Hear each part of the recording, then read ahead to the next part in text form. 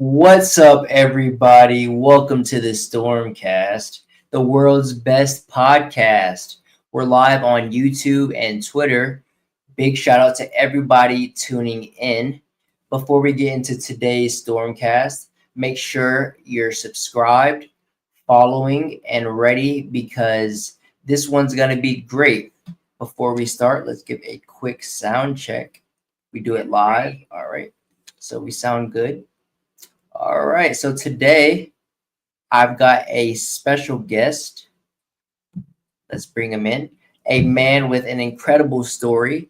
He's a fellow quadriplegic, a YouTuber, a father, and someone who's truly inspiring and redefining what's possible. Ladies and gentlemen, welcome Zack Collie to the pod. What's up, everyone? Thanks for having me on here. I'm really excited. Yes, Zack, welcome to the Stormcast, brother. Glad to have you here, man, and glad to finally meet you as well. Yes, I know we're friends on social media, so this is our first actual face-to-face interaction. Yep, yep. So let's take it from the top for people who don't know your story yet. Let's start with let's just start with how your injury happened and what you remember about that day. Yeah, absolutely.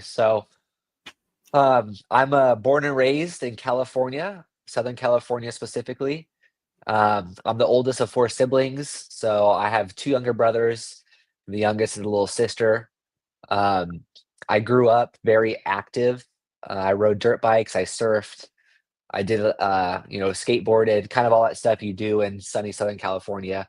Grew up going to the beaches every summer on vacation, just a thing that's very popular to do down here if you're not familiar. And so I was a very kind of wild child. I definitely was out of my siblings, I was the more kind of problem child, always messing around and picking on my younger siblings. I definitely had that kind of role. I played the role of the older brother really well. Didn't have the best relationship with my siblings or my parents.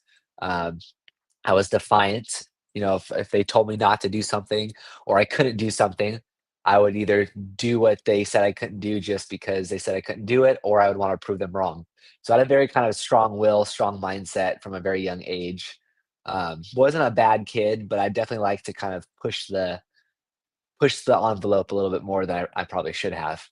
Um, but yeah, so my injury happened my freshman year of high school. It was on Memorial Day 2010, which happened to fall on a Monday, so that meant there was no school, which I was very happy about. I was not an academic student growing up. I didn't really enjoy school, so having the day off was a positive thing for me. And I got a call from my friend that Monday morning asking if I wanted to do something or go to the beach.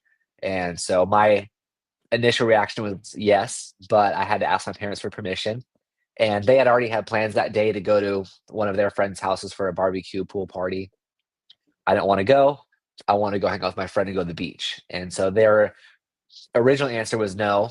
They didn't I couldn't go because they didn't wanna drive me down there, and on holidays and stuff, especially Memorial Day in Southern California, you a lot of people go to the beach and hang out, so it's a very crowded day at the beach, and so they didn't wanna drive me down there with traffic and stuff, and, so I convinced my friend my friend asked his mom to take us to the beach, and all my parents had to do was just drop me off at his house, and then, his mom would drive us to the beach. So, like I said earlier, I was a very kind of, persistent teen. If I wanted something, I usually found a way to get it, and so my parents agreed to that, and they said they would drop me off at my friend's house, and I can go to the beach for the day. So I was very happy.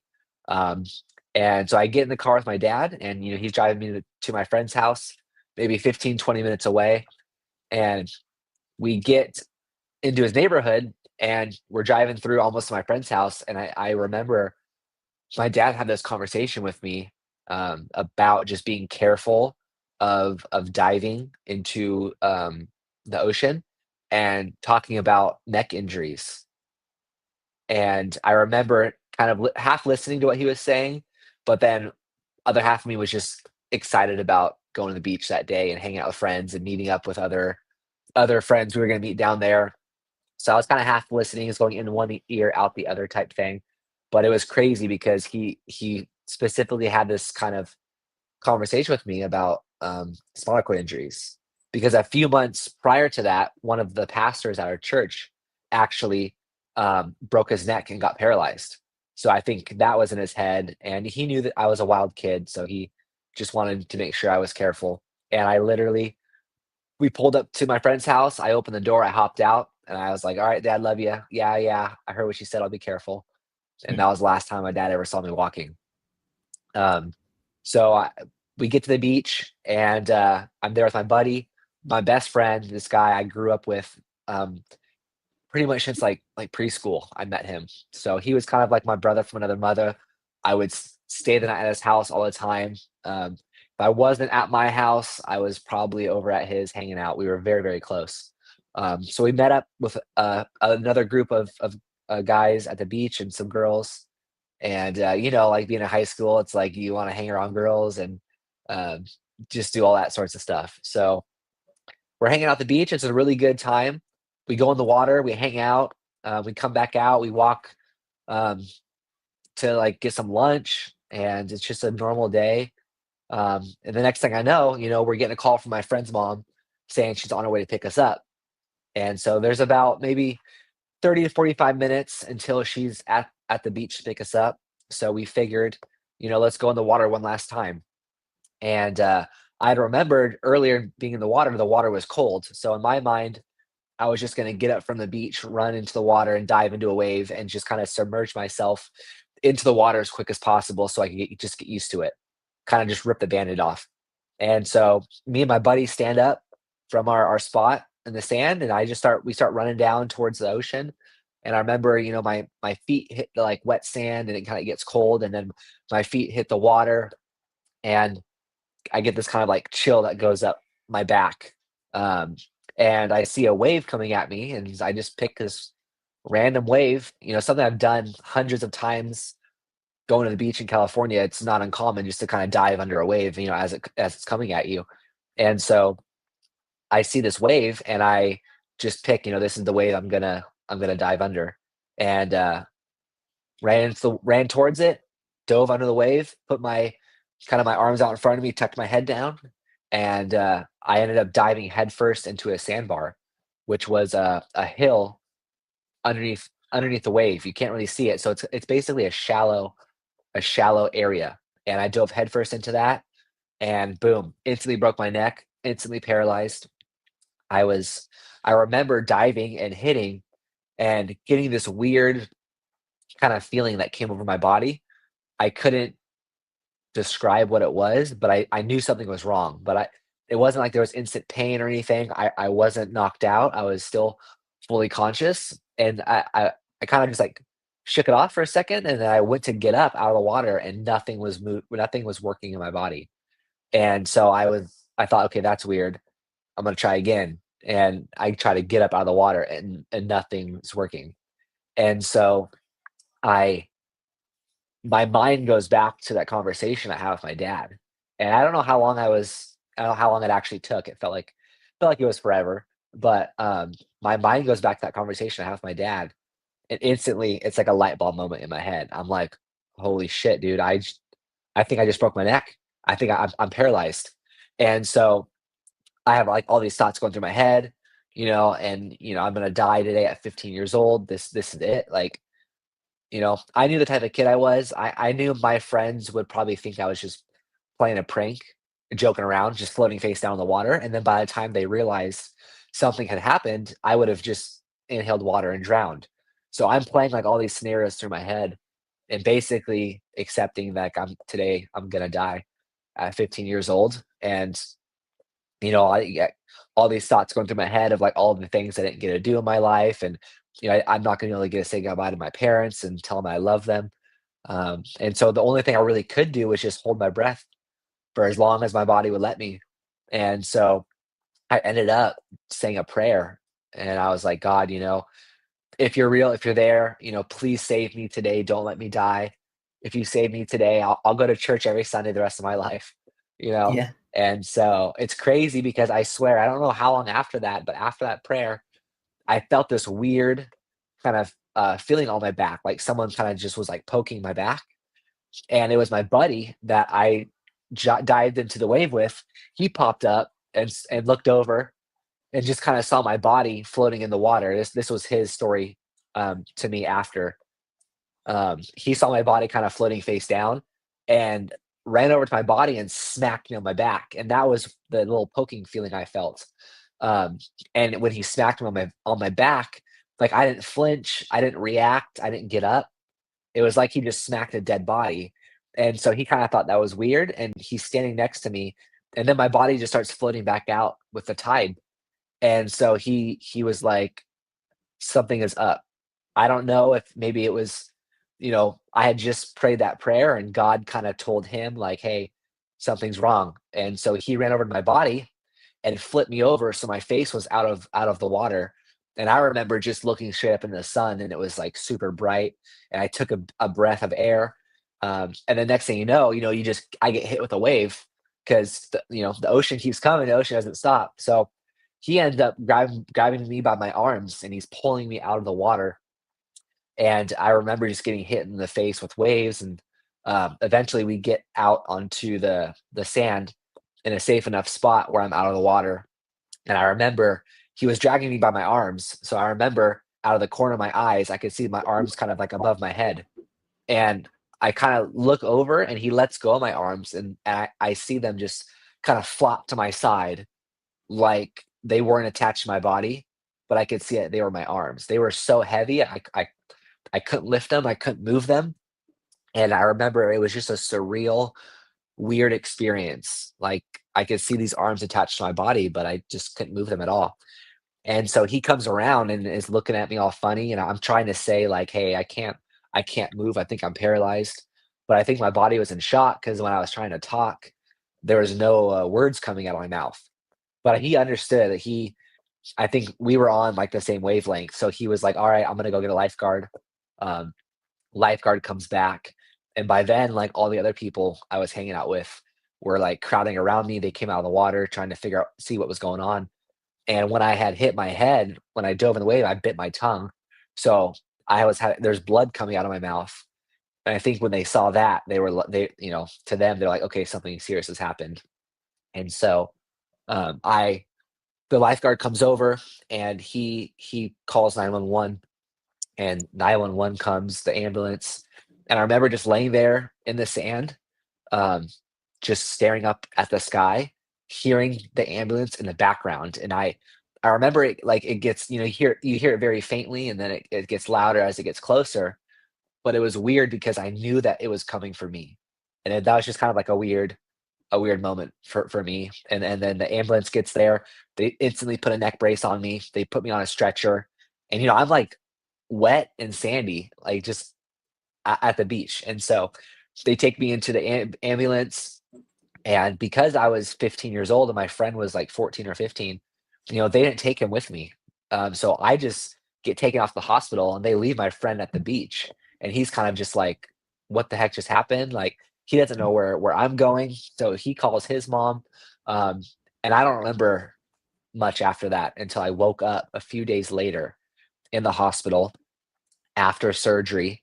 I had like a tube down my throat that was helping me breathe because they didn't know with my level of injury if I was able to breathe on my own or not. So they had this tube down there, and so I just remember waking up and trying to like push this tube out of my mouth. And a nurse was in the room, and she's like, "I'm gonna go get the doctor." Doctor comes in, and he's like, "Zach, you had a serious accident. This tube is helping you breathe. I can take it out. But if I take it out and you can't breathe, I'm gonna have to put it back in while you're awake, and it's gonna be really, really uncomfortable." And so he's like, "Blink once if you want me to take it out, or blink twice if you want me to leave it." And I just blinked once. I was like, in my mind, I'm like, "Get this thing out." And so I remember him just like taking the tape off like the side of my mouth, and he starts pulling this tube out, and I didn't realize how long it was. It was this long tube going down my throat, just helping me breathe. And I'm like gagging as he's like pulling this thing out.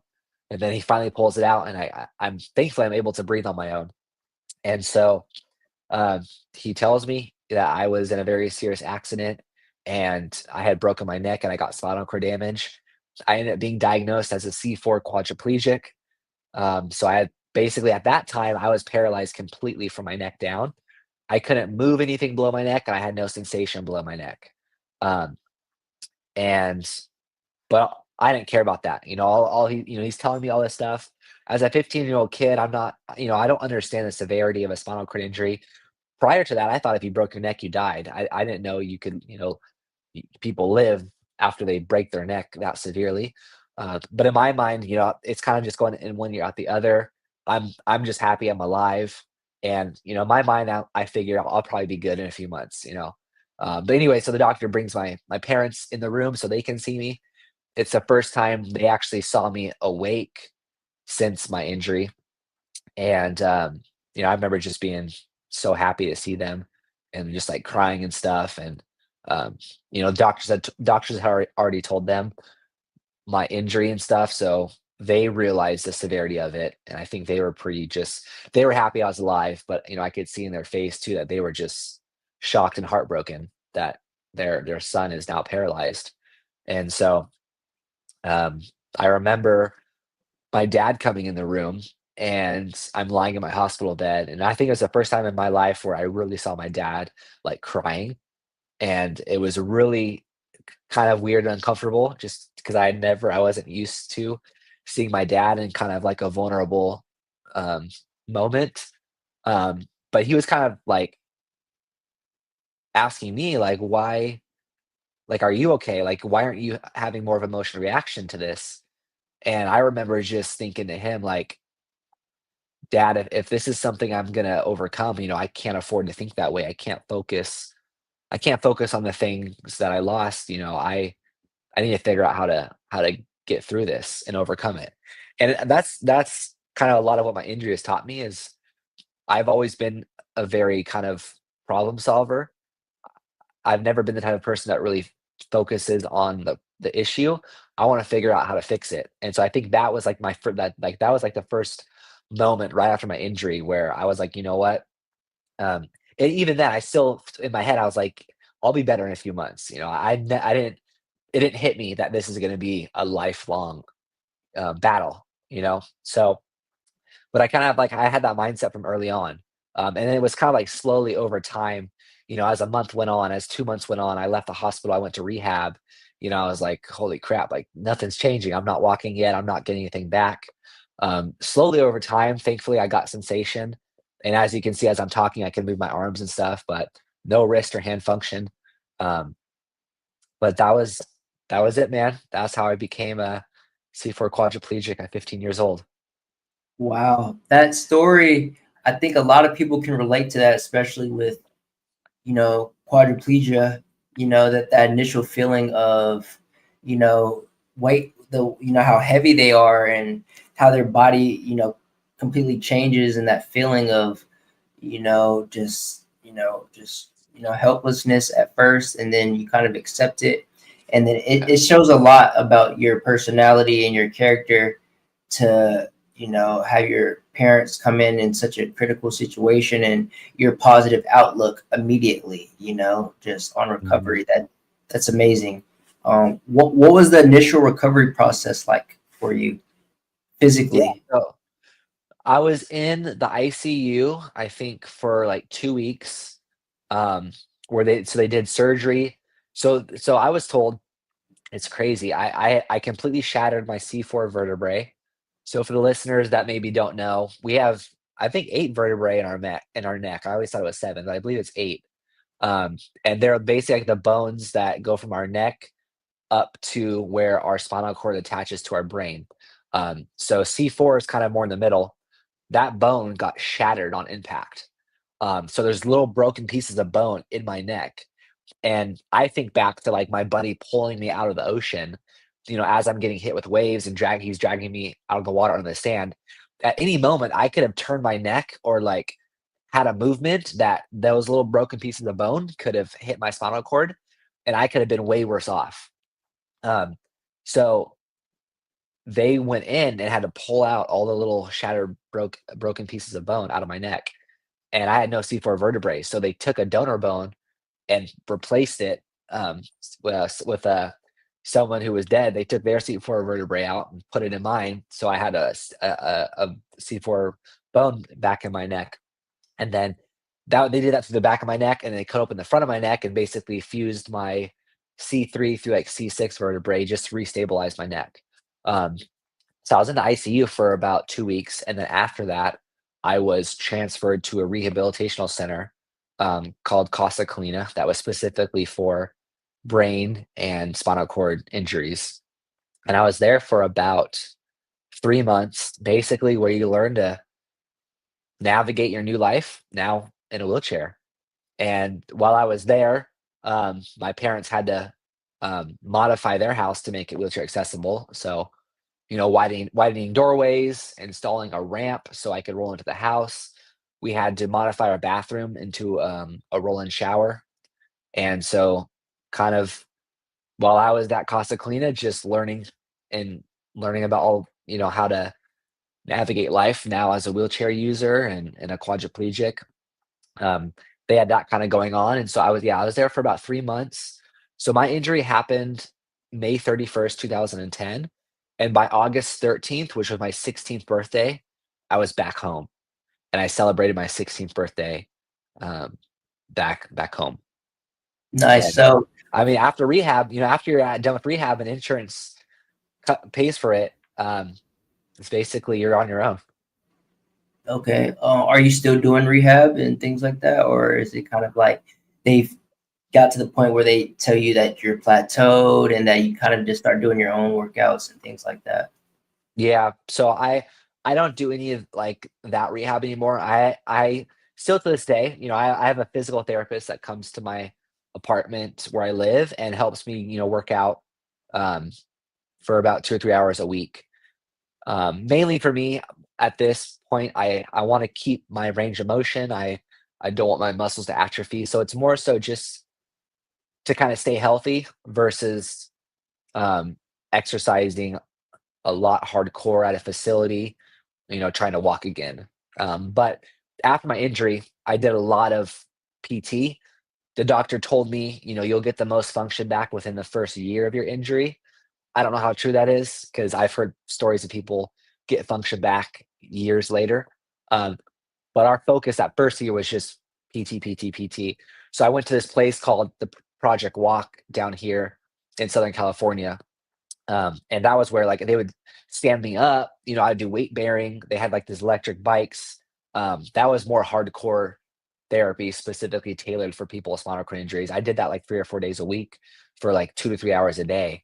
But as you probably know, man, that type of therapy is not cheap. So I had to fundraise money for that to help fund, to pay for that. And on top of this whole while, while my life was turned upside down and I got paralyzed, like my mom still had three younger children that she was also taking care of, getting up early, getting them off to school. Then she has a son that's now a quadriplegic, um, that she would have to take to physical therapy, and that was the physical therapy place was like or an hour and a half away from where we lived. So, she would wake up, she would get us all up and ready, drop them off at school. Then she would drive me down an hour and a half to Oceanside to work out. Then we'd drive an hour and a half back, pick up my siblings from school, get home. It was just like, it was crazy, not only the impact my injury had on myself, but also like my mom and my siblings. So my mom became my primary caregiver. So she had to, you know, it's it's not just my life that was also impacted, but it was also hers and my siblings. And so it was a crazy first few years. Okay, so I know you stated when you got home, you were, pretty positive and things like that. Did you have any, like, what was your biggest fear early on? Yeah. Um, yeah. Man, I think my biggest fear was the fact that like that's a good question because trying to Because think. I know a lot of people that are newly injured, they have such fears. They worry about, how they're going to go forward, with school or relationships or whatever it may be. Yeah. What was your biggest worry? Yeah. All those things. I think for me, it's just the fact that like my life was over. At like 15, 16 years old, I have a spinal cord injury now, and it's like, how do you how do you overcome something that almost feels too big to overcome?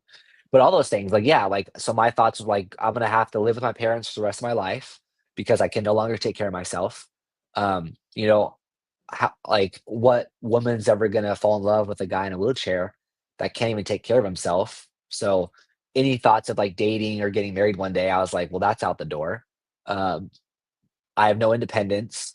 So it's like, what are my options? It felt so hopeless. And so, um, yeah, my biggest fear was just that I would just never be independent again, I think. And that was like something for me. I was such an independent kid growing up. Like, I was really independent, and I liked doing everything on my own. I didn't like asking for help. I think I probably would have had my bags packed by the front door the day of my 18th birthday, ready to just move out on my own and go start living my life. Um, so I that was taken away in a split second. My whole identity was just completely taken away from me in one moment, from breaking my neck. And so my fear was that this right now, like, this is gonna be my life for the rest of my life. But thankfully, that was not the case. Yeah, I think that it's amazing, that you found a way to, say, hey, I'm not going to let this stop me, Yeah. and you didn't, how has your perspective on life changed since then? Yeah. No, you kinda said it, but I have this, I don't know if it's a motto, but I wanna tell people this all the time because I feel like whether it's a spinal cord injury or not, every human being, we all go through hard times in life. And sometimes things happen to us that we don't have any control over. And so for me, I told myself, you know what? When I was in that hospital bed, when I was in the hospital bed and my dad came in, um, he had that conversation with me. And then after we talked for a little bit, I asked him to leave because I needed just time to think. And I had this internal conversation with myself about, okay, what are my options? How am I going to move forward? And I came to two conclusions. I knew I could either give up and quit, and I could let my injury win, and I could just feel sorry for myself, or I could move forward and figure things out, even though I didn't know how I was going to do that or what that was going to look like. I told myself I can get bitter or I can get better. And I realized, you know what? I'm not willing to let my circumstances dictate my future. We can't I can't always control the things that happen to me, but I always can control my mindset and my attitude. And so that was kind of my thought process very early on was, you know what? I am paralyzed. I can't do anything about that, but I still can have an impact on my future. I don't know what I'm going to do or how it's going to happen, but I'm going to have hope and I'm going to have faith that things will get better and I'll figure it out as I go. And so I think that mindset like made all the difference for me. And slowly over time, I think also my injury trained my brain to focus on the things I still had and to be positive rather than to dwell on the things I lost, which really wasn't going to help me. And so I think having that mindset and perspective were two big key things that helped me to really overcome this injury. And no, yeah, I don't think we're not defined by the things that happen to us, but by how we respond to them. Absolutely, man. It's crazy how life can shift, completely and instantly, and change your path in life. But your perspective on life is, what people should strive for, especially after, such a catastrophic event Mhm. as a spinal cord injury. So let's shift gears a little bit. What does life look like for you now, like day to day? Yeah. So my injury happened 15 years ago. So this year was my 15-year anniversary, which is weird because I was 15 years old when it happened. So I was able-bodied half my life, and I now have been paralyzed half my life. Um, but it is an amazing thing, how life works, and I think this is like why it's so important to keep moving forward no matter what, even though you don't know how things will work out. The weekend of my 15-year anniversary, I was in the same hospital I was in 15 years ago with a broken neck, but this time I was on a different unit level. I was with my wife who was giving birth to my child. The weekend of my 15-year anniversary, I had my daughter was born. So it was just a surreal moment, like a full circle, just like I never would have envisioned, laying in that hospital bed 15 years ago with a broken neck, that 15 years later, I would be married and I would be having my first kid. So I just want to share that because I think that was just amazing and a total God thing. Um, too much of it's more than just a coincidence for that to happen. Absolutely. But nowadays, man, it's so I'm married now. I have a wife. We just celebrated our 2-year wedding anniversary this past month. I Congrats. became a stepdad, um, and I just had my wife and I had our own daughter together. She's 5 months old right now. I'm living in an apartment together with her independently. I moved out of my parents' house a few years ago. I drive completely on my own. I have a wheelchair van with hand controls. And after my injury, I kind of mentioned earlier I was never an academic student, but I ended up going to college, which was something I never planned on doing. If my injury didn't happen, there's no way I would have gone to college. But because my injury happened, I ended up getting a wheelchair scholarship to help pay for college. And I kind of just was like, all right, well, my physical abilities got taken away, so now I gotta start using my brain more. So I was like, college makes sense, and I applied to just the closest 4-year university and kind of threw all my eggs in one basket and thankfully got accepted. But I got my bachelor's degree in human services and ended up deciding to pursue a higher education and got my master's degree in counseling. So I realized, after my injury, I needed to have a purpose kind of bigger than myself. I wanted to help others, but I didn't know how I was going to be able to do that. And I kind of just came on down the path of counseling and realized, you know what, in order to be a counselor, you need your brain and you need your voice. You don't really need your physical abilities. So I had those two things and it kind of just made sense to me. So again, I threw all my eggs in one basket to the closest university that had a master's degree in counseling, which was the same university I got my bachelor's in, Cal State Fullerton. And I graduated with my master's in counseling at the end of 2022. And I got hired in early 23 at a private practice here in Yorba Linda, where I'm working on getting my hours to become a licensed therapist. So I do therapy right now there. It's been amazing. I love working with people and helping them just become the best versions of themselves and giving them hope. I think that was my ultimate. I wanted to give other people hope. I wanted to inspire people, and so I get to do that through my work. Um, so being it's amazing just being a therapist and looking back and knowing that if my injury didn't happen, there's no way I would be where I am today. And I always like to tell people this because I feel like I've accomplished more in my life right now that I would have accomplished in my entire previous life had my injury not happened.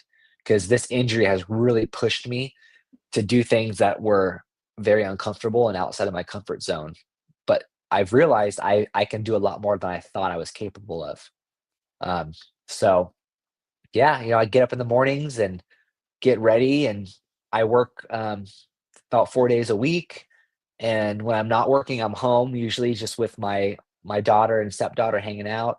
Um, I'm a big foodie, man. I love going and trying new food places. So driving again, I've been driving for about 5 years. That gave me a huge sense of my independence back. Was learning to drive again. Um, so it's so just freeing, being able to just roll in my car and lock in from my chair and just take off and go drive somewhere. Um, but yeah, the life's really come back full circle, and they're definitely just very grateful and blessed to be living the life I have now. Okay, yeah, and I'm sure caregivers help out a lot with that, and getting you through your day. Initially started, and you can do it. It seems as though you can do a lot for yourself as well with adaptive tech and gear and things like that. Are there any days where your body just isn't cooperating with you, and maybe you need like CBD or THC or things, products like that. Yeah. So there's definitely days when my body hurts more and it's just feels more like a struggle. I would say for me, just being injured for 15 years, man, it's taken a toll on my body. So I my bones are a lot weaker because we don't stand on them. There's no weight bearing. There's no pressure. That's how people keep their bones strong. So it's very common for people with spinal cord injuries to get osteoporosis, which basically just means you have super weak bones. And I think for me, after 15 years, unfortunately, I have osteoporosis in my hips and I have muscle atrophy. So that's very common, just unfortunately. Muscle atrophy happens when you don't use your muscles. So they pretty much shrink. So that's why it's very important for people with spinal cord injuries to do physical therapy, to get in a standing frame so they can get weight bearing on their legs. Um, and I think for me, just, I don't have nerve pain, thankfully, specifically. I know a lot of people deal with nerve pain. But it's very uncomfortable just sitting down all day, for 12 to 14 hours in the same position. Um, I don't really do the CBD stuff, um, for like pain specifically. I know like I struggle more with the cold. Like when it's cold outside, my body gets a lot stiffer and it's hard for me to kind of just like move and I could feel um it's like I feel the coldness down in my bones. Um, but thankfully, like I said, I don't have nerve pain. I don't have to take medication for pain like that. I'm not really on a lot of medication, thankfully. One thing I do have is I struggle a lot with crazy muscle spasms. And when I was learning to drive, I was like, I got to figure something out because I can't drive with these amount of spasms I have. So I ended up getting this thing called a baclofen pump, which I didn't want to do, but I did it so I could drive. But it's like an invasive surgery where they put this device kind of in your stomach, and then there's a tube, kind of like a little catheter that goes around the side of your stomach to your back, and there's a little needle that goes into your spine, and it releases this muscle relaxing medication at a very, very low dosage, but it goes directly to the source. For years, I was on the oral version of it where you just take it as a pill, but it hardly did anything. It wasn't enough for me to feel comfortable and confident to drive. Um, but now the pump, man, I had a very positive experience. It completely changed my life. Um, so that allows me to drive pretty much. Um, but No. definitely, I definitely feel the kind of like long-term consequences of just being in a chair for these past 15 years on my body. So that's unfortunate and it sucks. But at the same time, too, there's not a whole lot I really can do about it. Yeah, physically sitting in the wheelchair all day is just not good on the body over time. Um, but is there anything, I know a lot of people mentally as well deal with, issues after injury. Is there any, like, what kind of mental discipline or habits have kept you positive? Yeah, man, I have to say the biggest thing for me is just like my faith. I think that's played a big role in my journey as well. I grew up going to church, but God was never a priority in my life. I was the priority. But then after my injury, that a lot of that changed. And now it's kind of crazy because I feel like I'm the strongest in my faith I'm the strongest in my faith now that I've ever been in my life. But I think for me, just my faith gives me hope that there is a future worth living, even though it's maybe not the one I thought I would have or the one I'd wanted. But yet, despite all the things that have happened to me, my injury, there's been a lot of good that's come from it. And I feel like I'm very proud of and love the person that I've become. But I never would have become the person I'm proud of today if I hadn't gone through um, my injury and stuff. So I think definitely my faith, because it gives me hope. Um, whether or not I ever walk again, I would love to, but if I don't, my faith and my happiness doesn't depend on me walking again. So I think that's something I had to really just kind of accept, is that I'm still gonna live my life with a positive attitude and a positive mindset, whether or not I ever walk again. Um, and then also just like I kind of mentioned this earlier, but finding a purpose in your life. It's different for everyone, but finding something that gives your life meaning so that you can wake up every day to do. That's kind of bigger than yourself. So for me, it's getting married and having a family, and they're my focus and they're my priority, and also like having a job that is very fulfilling, that allows me just to give back and make a difference in other people's lives. Like that makes me happy, and I think having that just makes it a little bit easier to just wake up every day and go through the same thing, living in a paralyzed body. But also hobbies, I'd say, having hobbies is fun. Before we were recording, we were talking about a mobile game that we play. That's fun for me. I'm a big UFC fan. I love sports, mainly UFC. So I love watching the fights, and I love going trying new food places, and um, just making memories. So yeah, just finding things that you enjoy doing, that make you happy. Um, I would say has been those have played kind of a big role in my life as far as helping me just continue moving forward every day despite whether or not my circumstances change. All right. Well, while we're on the topic of hobbies, I know you're into content creation and gaming. Uh, I enjoy your Clash Royale streams when you do your live streams on YouTube. I'm sure you're into other things, so we got to talk about it. Starting with YouTube and content creation, because that's where I found your story. Searching YouTube early when my injury happened, which ultimately inspired me to create videos and become a content creator. You've built a strong YouTube presence that's huge, man. Over 180,000 subscribers on Mm, YouTube. What got you into YouTube and content creation? yeah, man, that's a good question. So that was never a thing on my mind that I never expected to kind of become a content creator. Really, it was what started it all was a few years after my injury. Um, I wanted to make like a behind the scenes video of what it took to get me dressed and ready for the day.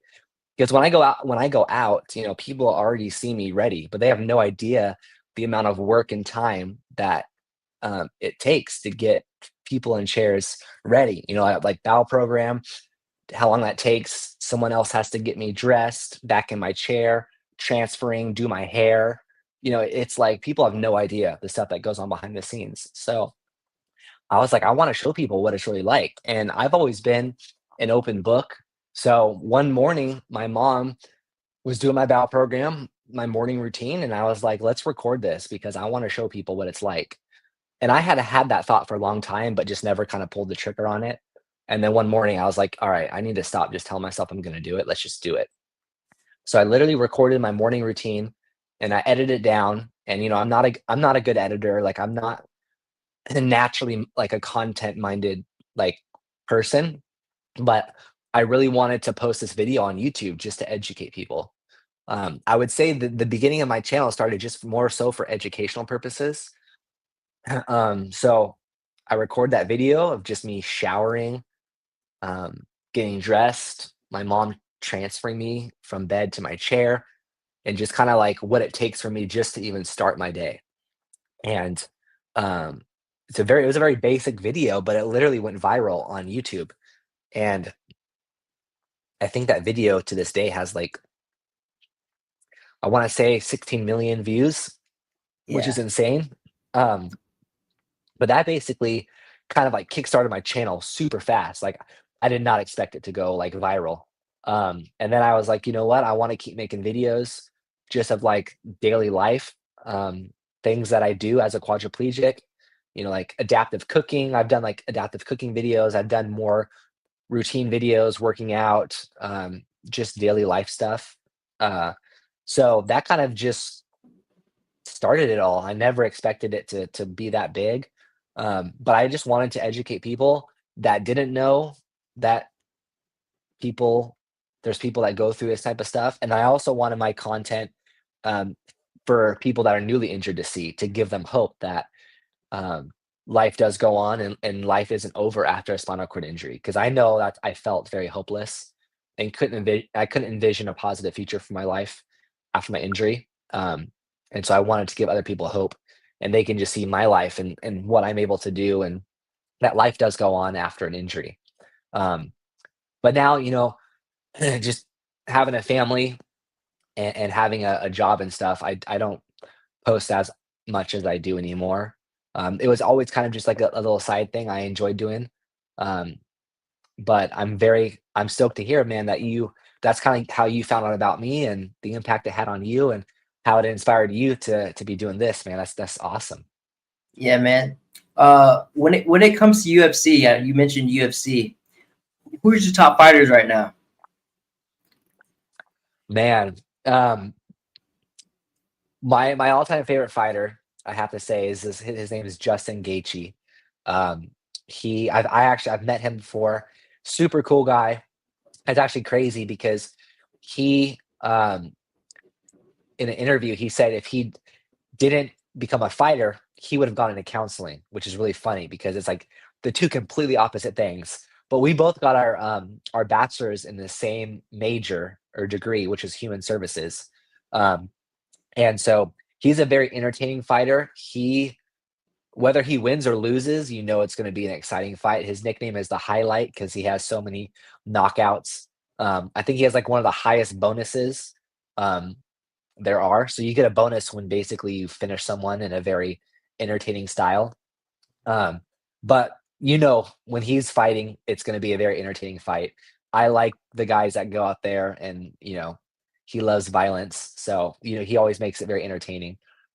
Justin Gaethje, man, Nate Diaz is awesome, even though he's retired now. I love Dustin Poirier. He's retired. Max Holloway. There's a big fight coming up this weekend. Islam Makhachev versus Jack. I don't know Madalena.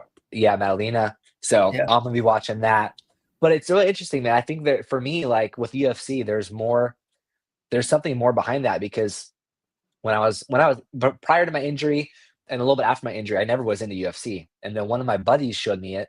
Actually, the guy that I was at the beach with that day, and he saved my life.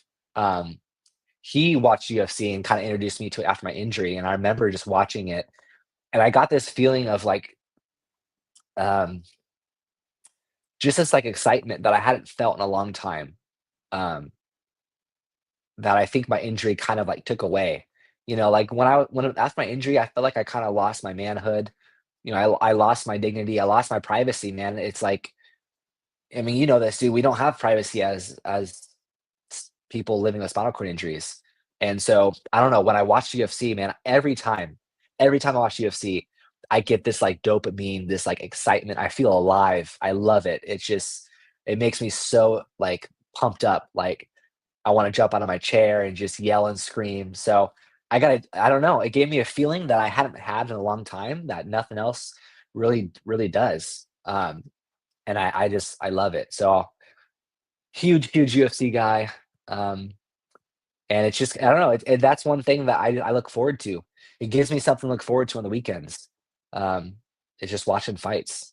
And so I love it. No other sport gives me that, uh, that feeling than UFC does. Awesome. I wanted to get your take on uh, adaptive sports. Adaptive sports. I saw your video scuba diving, and I also believe you went skydiving as well. Yeah. I saw some videos of you doing that. A lot of people don't realize how possible that is after injury. How did you get into scuba diving, and how was your experience? Yeah, that was really interesting. Um, so I'm not like a big like mainstream sports guy. So after injury, I heard about all these like adaptive sports that you can do, but I didn't it just really wasn't interesting to me until I found out you could do some more of the extreme sports like skydiving, um, paragliding, um, scuba diving. So that came about. I just heard about it through an organization called the Triumph Foundation, and they put on this big adaptive sports festival like once a year. And adaptive scuba diving was one of the options, and I was kind of going through the sports and I was like, oh, that seems cool. And so it was in a pool, it wasn't the ocean. But this company called Dive Heart, they will actually take people with mental or physical disabilities scuba diving in the ocean. You have to go through a whole certification process, um, but it can be done. So I got to do the kind of trial where you do it in a pool. And so it was one of the coolest experiences I've ever done. It was I don't know how to describe the feeling of being able to breathe underwater. It was such a cool thing, and just how quiet and peaceful it is underwater. And for me, man, I hadn't been in a pool in years, and I had forgot what it was like, and just going in a pool and just the gravity off you, and just you're floating. Like, I felt way less pain in my body while I was in the pool, and it was really cool. I definitely would highly recommend anybody looking into it that would be interested. Um, for my 25th birthday, I went skydiving. Um, it was awesome. Like I've already kind of said, I've always been into the more extreme stuff.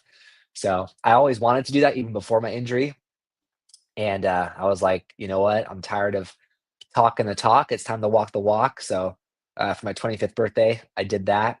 And then like a few months ago, I went down and did this adaptive paragliding, where they strapped me down to this like contraption with this guy behind me, and there's this big kind of like parachute, and you're like at the edge of a cliff, and the wind kind of pulls you up, and then you fly off the cliff and fly around. Like, um, it was super cool.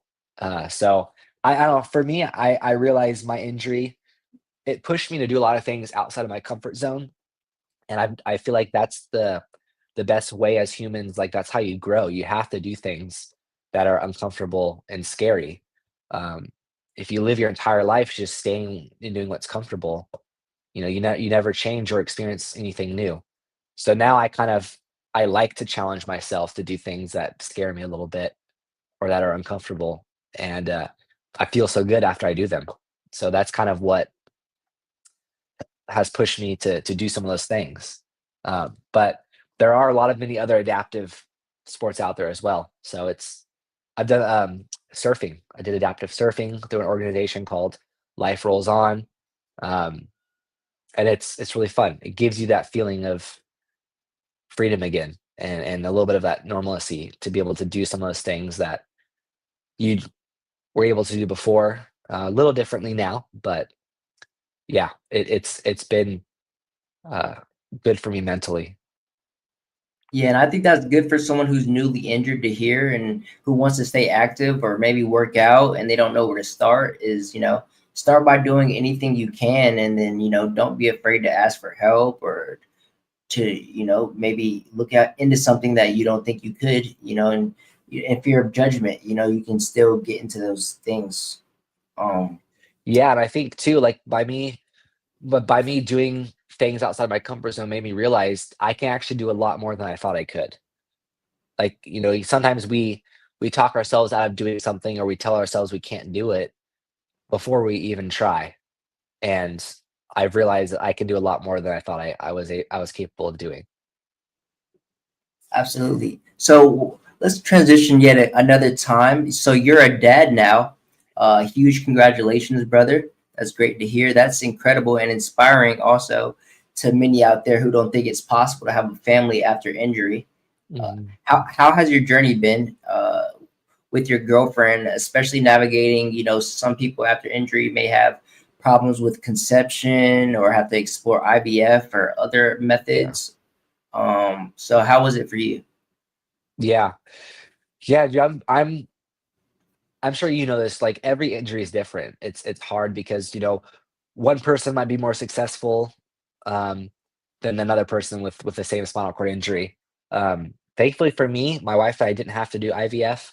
I know a lot of people out there do have to do that with spinal cord injuries because, um, sexual function is something that is affected with a spinal cord injury. Um, we were able to do it more naturally. We were just about to look into it was called IUI, which is kind of like a step below IVF, and it's cheaper. Um, and it's amazing because my wife and I had an appointment plan to go talk to a doctor, and that week we found out she was pregnant. Um, but it's been quite a journey and a process. Um, but thankfully, we've been very blessed and lucky, and it's something that I wanted for a long time. I think it's something my injury made me realize I truly wanted. Of course, at like 15 or 16 years old, you're not thinking about getting married and having kids. But when you're 15 and 16 years old and you break your neck and you get all these things taken away from you that you took for granted, it makes you think bigger picture. And so I knew pretty early on after that it was a priority to me to eventually, hopefully, one day get married and have a family. And it's been great. It's been the best thing. I mean, I hope I wish everybody could experience what that's like. But I think for me, that kind of adds in and just like um, it gives me something bigger to focus on. But it's also, been challenging because physically there's things that I can't do. So there's more work and pressure on my wife. Thankfully, she already had a kid, so she was already experienced with having a newborn baby, but we've navigated it pretty well. Um, and you just kind of got to figure things out as they go. Um, we didn't know how we were going to do it until you kind of go through it.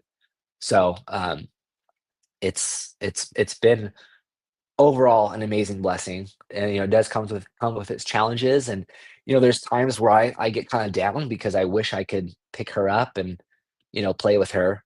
um there are times where I'm reminded about my injury and the things that it did take away from me. But I also try to just stay focused on what I can control and the other areas where I still can show up for her, and not focus on the areas where I can't. And I'm just now realizing, my bad, that I said girlfriend. I meant wife. You're It's all actually, good. married. What's one lesson that you plan to, you hope to pass on down to your child as a father? Oh man, that's a good one.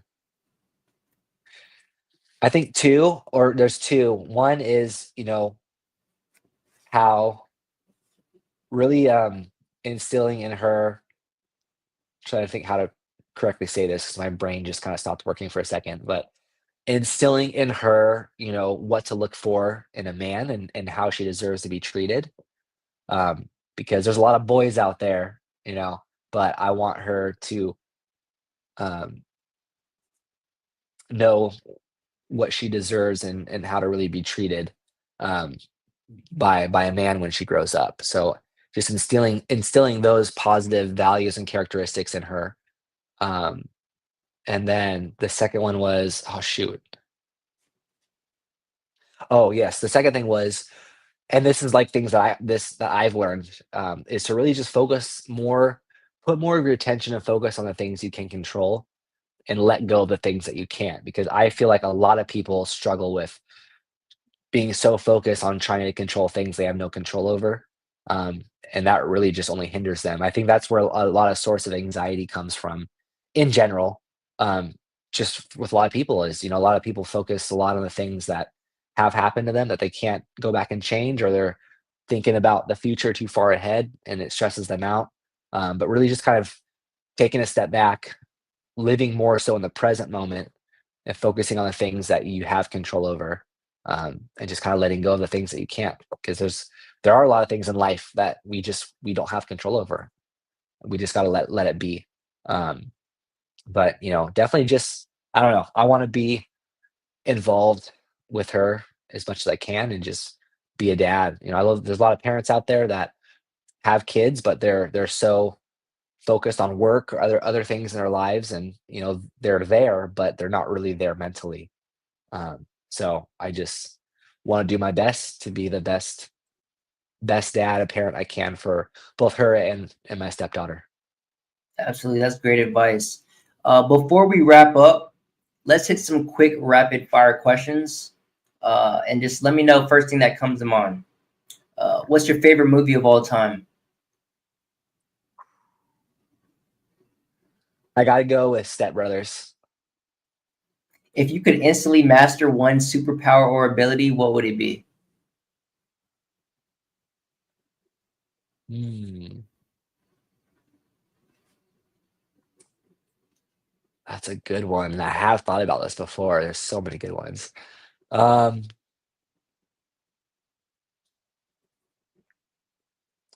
Superpower. It's a tough one. Man, that's a tough one because there's a lot of good ones out there. I don't know. I would say maybe since because I've done paragliding and skydiving, it would be cool to be able to just fly. If you could have Superman, dinner with any person, past or present, who would it be? past or present, man. I have to say Jesus. That would be pretty dope. It's a good one.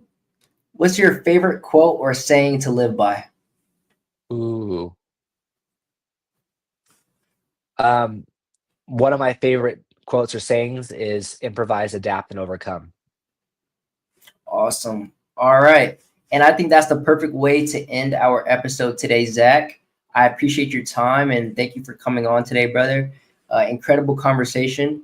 You've got such an incredible and inspiring story, and I know people listening are going to be able to take a lot away from this one. Let the people know where they can find you. What social medias are you most active on? Yeah, I'd say probably the social media I'm most active on is Instagram. So you can follow me at Zack Collie 7. Check it out. I post on there the most often. If you want to check out my YouTube channel, it's just my name, Zack Collie, and you can check out some of the videos that I've posted.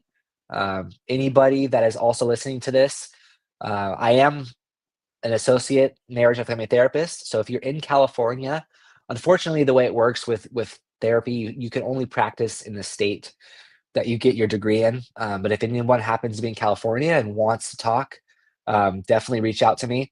I run one of the very few, if not only, spinal cord injury therapy groups.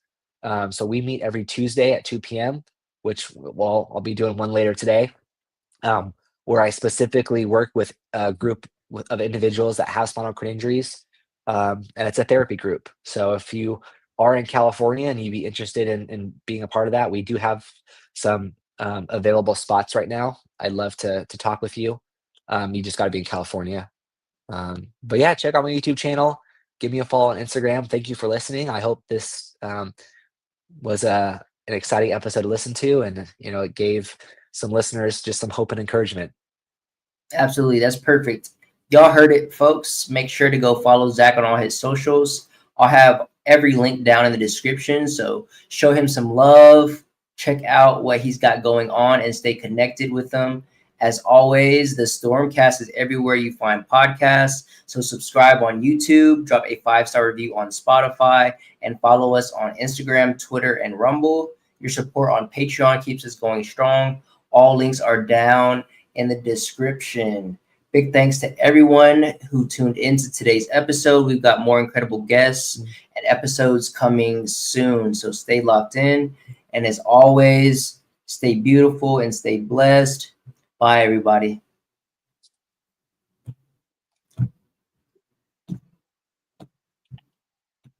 I can end this. All right. Bye, everybody.